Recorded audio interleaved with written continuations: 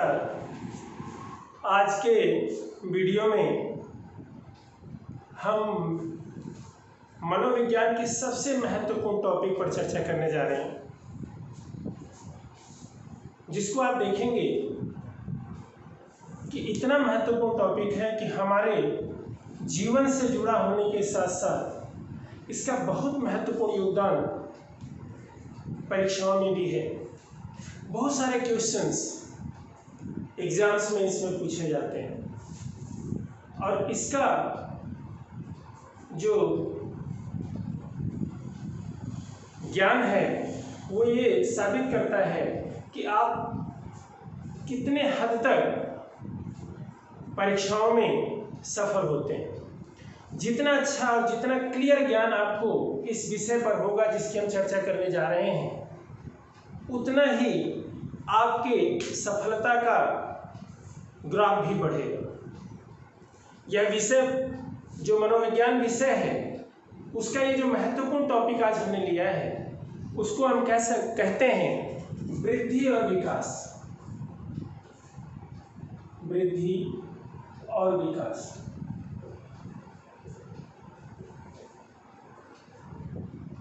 Growth and development.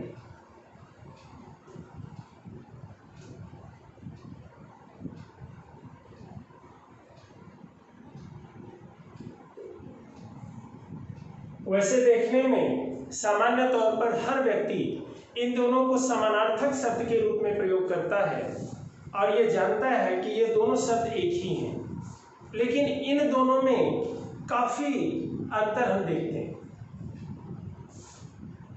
ये दोनों ही शब्द तुलनात्मक बातों को स्पष्ट करते हैं। जैसे हम जब तुलना करते हैं, जब हम कहते हैं कि ये बच्चा साल भर पहले, 1 वर्ष पहले 2 फीट का था, 3 फीट का था, अब ये इतना हो गया है, तब हम अंदाजा लगाते हैं, तब हम तर्क लगाते हैं कि इसमें वृद्धि हुई।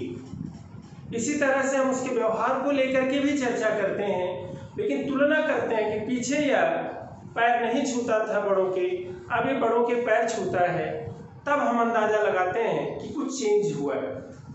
यानी तुलनात्मक परिवर्तन का अध्ययन करने के लिए हम वृद्धि और विकास शब्द का प्रयोग करते हैं। Growth is related to the physical change, शरीर से संबंधित होता है। चेंज इन फिजिकल स्ट्रक्चर से हम संबंध रखते हैं वृद्धि का, और विकास का संबंध संपूर्णता से है, यानी विकास में वृद्धि के साथ साथ कुछ और चीजें भी जुड़ी हुई हैं। अर्थात विकास का संबंध कार्य कुशलता से जोड़ा जाता है, स्किल से जोड़ा जाता है, फंक्शन से जोड़ा जाता है। हम इन दोनों शब्दों का अंतर थोड़ा कुछ तर्कों के आधार पर, कुछ तथ्यों के आधार पर हम इसका अर्थ और इसके अंतर को समझना चाहेंगे। इनके अर्थ को समझने के लिए we have to clarify the difference between these two words, between these two concept. इनका अंतर जानने के लिए हम इनको एक एक करके पढ़ते हैं। जो ग्रोथ है, growth is related to physical change. वृद्धि का संबंध शरीर के परिवर्तन से है, कि शरीर का बढ़ना। छोटा बच्चा होता है, धीरे धीरे उसके शरीर में वजन और उसके लंबाई में जो अंतर आता है उसको हम वृद्धि से करके जोड़ते हैं, वृद्धि से जोड़ते हैं। The change in physical structure is known as growth. वहीं विकास का संबंध शरीर के साथ साथ, शरीर में होने वाले चेंज के साथ साथ मानसिक, नैतिक, सामाजिक चेंजेस से भी होता है। अर्थात हम कह सकते हैं mental, social, moral changes along with physical change. जहां हम देखते हैं कि वृद्धि का संबंध सिर्फ शरीर के परिवर्तन से है, शरीर में होने वाले चेंज से है, वहीं विकास का संबंध शरीर में होने वाले चेंज के साथ साथ मानसिक, सामाजिक और नैतिक भी माना जाता है। इस तरह से हम कहेंगे कि जो वृद्धि है वो एक अंश है डेवलपमेंट का। Growth is a part of development. तो वहीं पर जो विकास है उसके अंदर होलनेस की बात आती है, संपूर्णता का अंश अर्थ छिपा हुआ है। Growth is related with the part of the development, while the development is the indicator of totality, total की बात करता है, होलनेस की बात करता है। वहीं जब हम बात करते हैं कि जो वृद्धि है वो एक सीमा के बाद रुक जाती है। Growth has a certain limit, इसकी एक लिमिट है, यानी कुछ समय के बाद वृद्धि रुक जाती है, वो बढ़ती नहीं। 18 साल, 19 साल, 20 साल जाते जाते जो वृद्धि है वो रुक जाती है। But the development is a continuous process till death, यानी हम इसको कह सकते हैं फ्रॉम वूम टू टूम, यानी यह मृत्यु पर्यंत चलने वाली प्रक्रिया है, ये कभी समाप्त नहीं होती। वृद्धि तो रुक गई, लिमिट है उसकी कि कब तक ये चलेगी, लेकिन डेवलपमेंट टिल डेथ चलती है। जब तक व्यक्ति की मृत्यु नहीं होती तब तक डेवलपमेंट चलता है, विकास चलता है। इसके अलावा एक अंतर हम और समझ सकते हैं,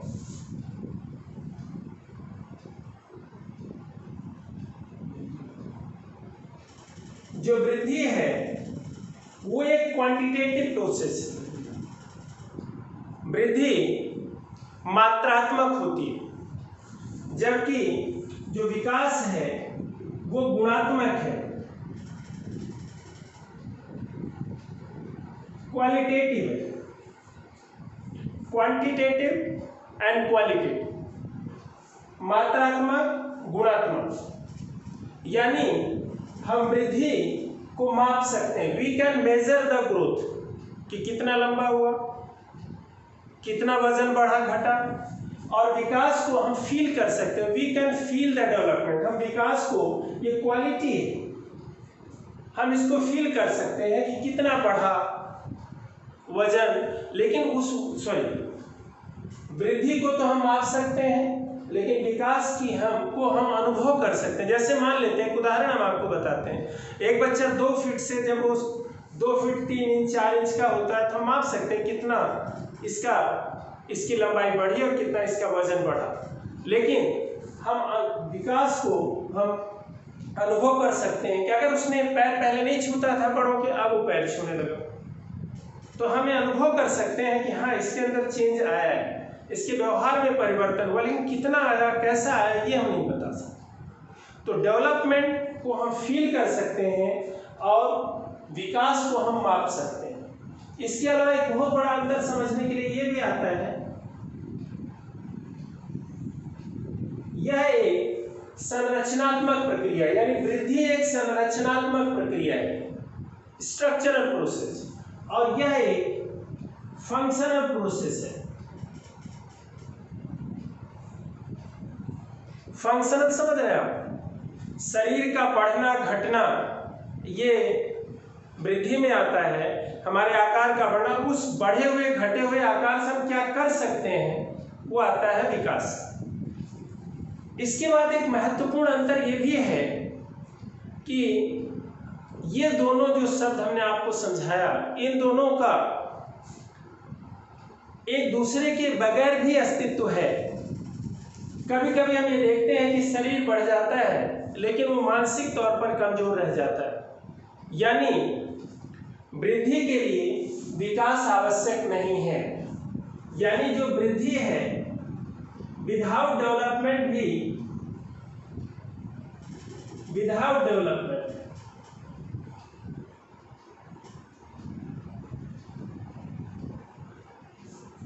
एग्जिस्ट कर सकता है, और जो डेवलपमेंट है वो विदाउट ग्रोथ भी कर सकता है।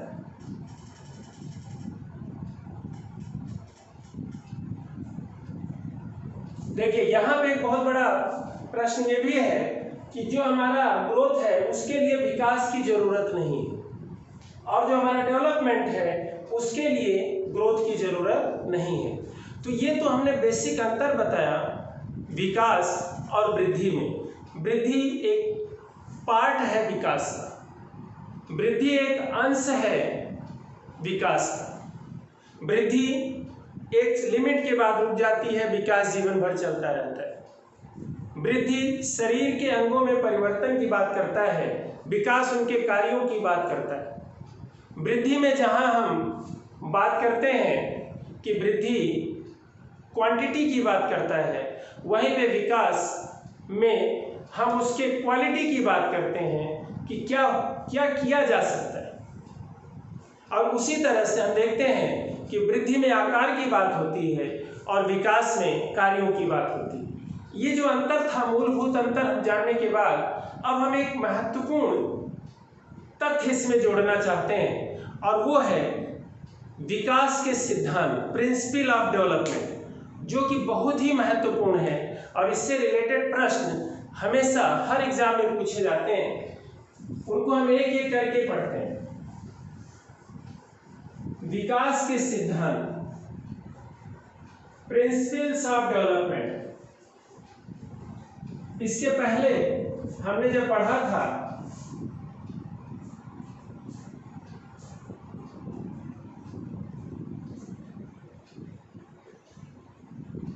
प्रिंसिपल ऑफ डेवलपमेंट, विकास के सिद्धांत।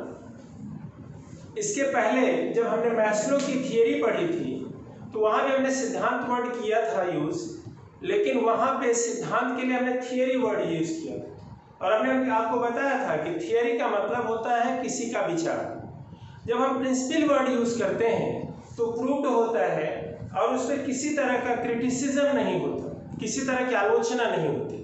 और ये लगभग हम आपको 10 से 11 प्रिंसिपल बताएंगे, और आप देखेंगे वन बाय वन जब हम इन प्रिंसिपल को पढ़ेंगे तो हमारा साइकोलॉजी का जो कंसेप्ट है बिल्कुल क्लियर होता जाएगा, और पूरी की पूरी साइकोलॉजी इन्हीं कंसेप्ट में छिपी नजर आती। पहला जो सबसे महत्वपूर्ण है, शुरुआत हम वहीं से करते हैं। सबसे पहला जो सिद्धांत है निरंतरता का सिद्धांत।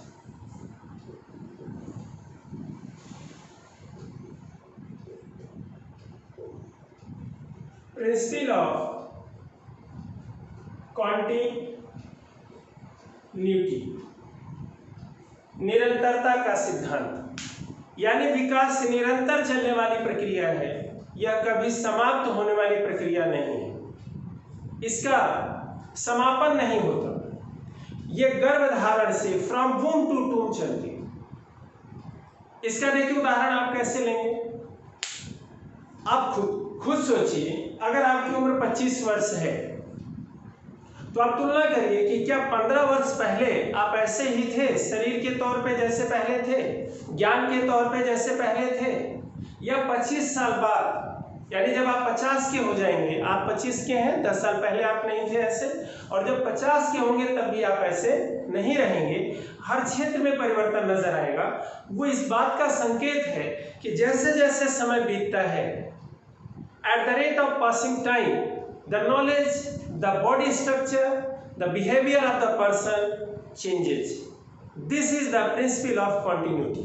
इसका एक प्रश्न हम ऐसे भी बता सकते हैं, जैसे अगर प्रश्न पूछा जाए या कहा गया कभी कि एक 4 साल का बच्चा है, जब वो विद्यालय जाता है तो रोता है, लेकिन जब उसकी उम्र 6 वर्ष होती है, 2 साल बाद, ये देखा गया कि वो विद्यालय खुशी खुशी जाने लगता, रोता नहीं। तो उसके इस व्यवहार के अंदर, उसके इस व्यवहार में जो परिवर्तन हुआ, उसके अंदर हमें कौन सा सिद्धांत नजर आता है? हम ये कहेंगे ये निरंतरता का सिद्धांत। जैसे आप कहते हैं सर पहले में ऐसा नहीं था, ये सब इस बात का सूचक है कि निरंतर चेंजेस आ रहे हैं, और वो चेंजेस ये बताते हैं कि ये निरंतरता का सिद्धांत, ये कभी रुकने वाली प्रक्रिया नहीं है, ये रुकेगी नहीं। दूसरा देखिए, व्यक्तिगतता का सिद्धांत। व्यक्तिगतता का सिद्धांत, प्रिंसिपल ऑफ इंडिविजुअलिटी। इंडिविजुअलिटी का अर्थ है कि we are the equal personality in this world? No, we have lot of differences, each and every person is different from others. हर व्यक्ति एक दूसरे से अलग है, इसलिए कहावत है कि we have not to compare our self with others. हमें अपनी तुलना दूसरों से नहीं करनी चाहिए, हम सब अलग हैं। कोई भी व्यक्ति एक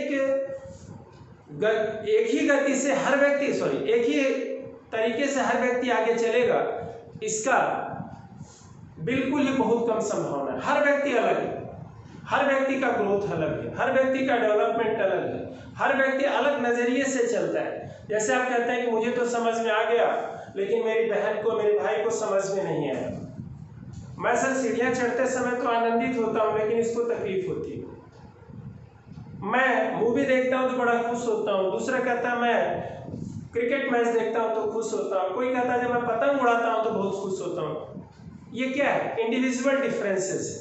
इसीलिए कहा जाता है कि कभी भी अपनी तुलना दूसरों से नहीं करनी चाहिए, दूसरों को देखकर परेशान नहीं होना चाहिए। आपके अंदर कुछ न कुछ ऐसी क्वालिटी है जो लोगों से आपको अलग करती है।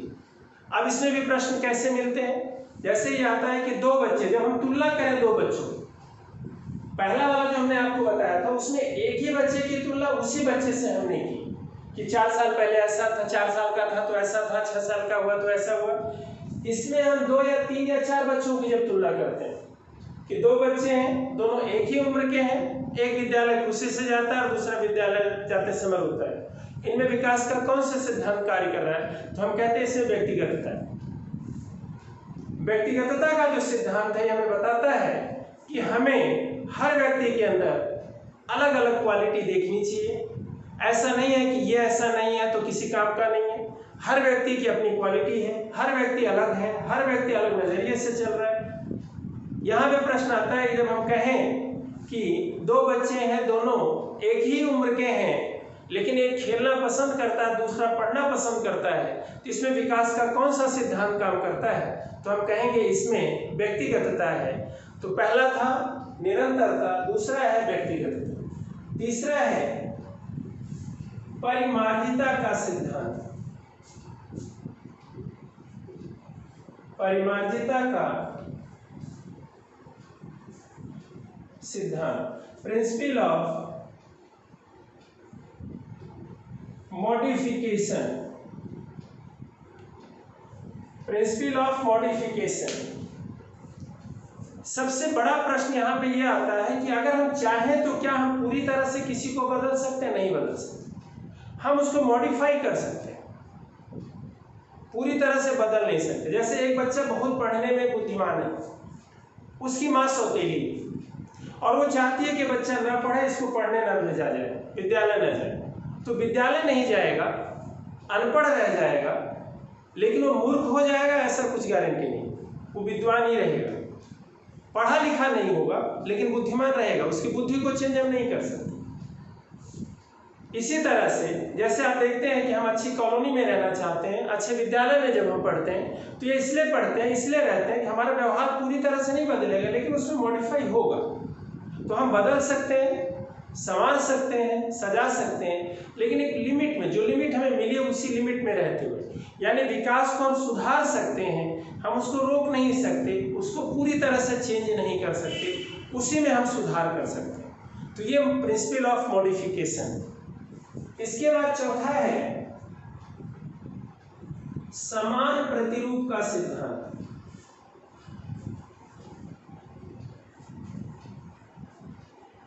Principle of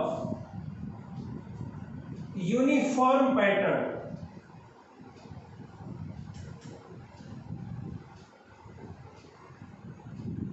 uniform pattern development. इसका अर्थ बड़ा क्लियर है कि मानव जीवन में हर व्यक्ति का विकास मानव जीवन की तरह से ही होगा, पशु पक्षी की तरह नहीं होगा। यानी एक बच्चे का विकास बच्चे मानव की तरह ही होगा, चाहे वो किसी भी कंट्री, किसी भी जाति, किसी भी क्षेत्र का रहने वाला। ऐसा नहीं है कि बिल्ली अगर है तो बिल्ली का विकास कुत्ते की तरह होगा, कुत्ता है तो कुत्ते का विकास बिल्ली की तरह होगा, मानव है तो इसका विकास पशु की तरह होगा, पशु है तो उसका मानव की तरह होगा। ऐसा नहीं है। हमने देखिए यहाँ पे देखा कि व्यक्तिगतता है। व्यक्तिगतता का मतलब होगा स्पीड में अंतर, तरीके में अंतर, लेकिन रास्ता एक ही है। एक ही रास्ते से हमें जाना है, एक ही रास्ते से हमें आना। जो वे ऑफ एडवांस है हमारा, वे ऑफ मूवमेंट हमारा है, वो सेम रूट पर है। ये इसको बात करता है। जैसे मान लेते हैं आप किसी बिल्डिंग पे चढ़ रहे हैं, वहां कोई फंक्शन होने वाला है, तो हर व्यक्ति उस रास्ते से ही जा रहा है, उसी रास्ते से आ रहा है। तो ये कौन सा सिद्धांत है? समान प्रतिरूप का सिद्धांत। लेकिन आने जाने में उसको, उसकी स्पीड में अंतर है, उसकी भावनाओं में अंतर है। कोई थक रहा है, कोई खुश होके जा रहा है, तो वो जो है वो व्यक्तिगत है। तो ये 4 सिद्धांत हमने अभी पढ़े। 5वां हम पढ़ते हैं 4 के बाद।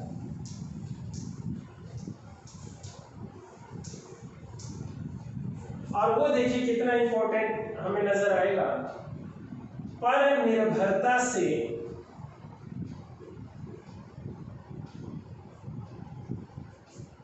आत्मनिर्भरता का सिद्धांत।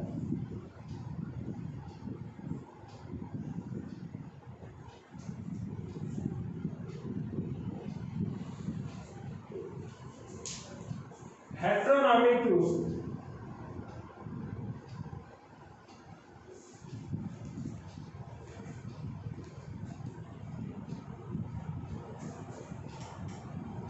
ऑटोनॉमी। पर निर्भरता से आत्मनिर्भरता का सिद्धांत। देखिए, प्रारंभ में बच्चा दूसरों पर निर्भर रहता है, धीरे धीरे वो आत्मनिर्भर हो जाता है। जब उसकी जॉब वगैरह लग जाती है तो पूरी तरह से आत्मनिर्भर हो जाता है। लेकिन जब हम देखते हैं कि बुजुर्ग जब व्यक्ति होता है वृद्धावस्था में, उसको फिर दूसरों के ऊपर निर्भर रहना पड़ता है, जो कि इस सिद्धांत के विपरीत अर्थ निकालता है। इसीलिए लोग दुखी रहते हैं। वृद्ध होने वाला व्यक्ति से आप पूछे वो क्या कहता है कि मुझे अब निर्भर रहना पड़ रहा है हर कार्य के लिए, जो अच्छा नहीं लग रहा है। क्योंकि हर व्यक्ति के अंदर जन्म से लेके हम मृत्यु तक देखते हैं आत्मनिर्भरता की जो सोच है वो रहती है। पहले बच्चा दूसरों पर निर्भर रहता है, धीरे धीरे आत्मनिर्भर हो जाता है। और लेकिन जब वो व्यक्ति बुजुर्ग होता है तो फिर उसको निर्भर रहना पड़ता है, जो इस सिद्धांत के थोड़ा सा अगेंस्ट दिखता है हमें। इसीलिए व्यक्ति दुखी रहता है। तो यहाँ पे हम बात करना चाहते हैं कि पहले बच्चा दूसरों पर निर्भर रहता है, फिर धीरे धीरे वो दूसरों पर निर्भर रहने के बजाय आत्मनिर्भर होने लगता है। आप देखिए, एक उदाहरण के तौर पे हम बता सकते हैं कि पहले माँ उसको नहलाएगी तो नहा लेगा, खिलाएगी तो खा लेगा। लेकिन जैसे जैसे बच्चा बड़ा होने लगता है, वो खुद खाना चाहता है, खुद नहाना चाहता है, खुद करना चाहता है। तो ये सिद्धांत है पर निर्भरता से आत्मनिर्भरता की। छठा है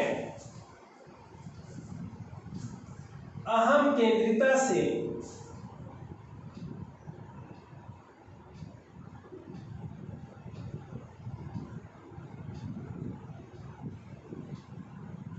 पर केंद्रिता का सिद्धांत। Egocentrism to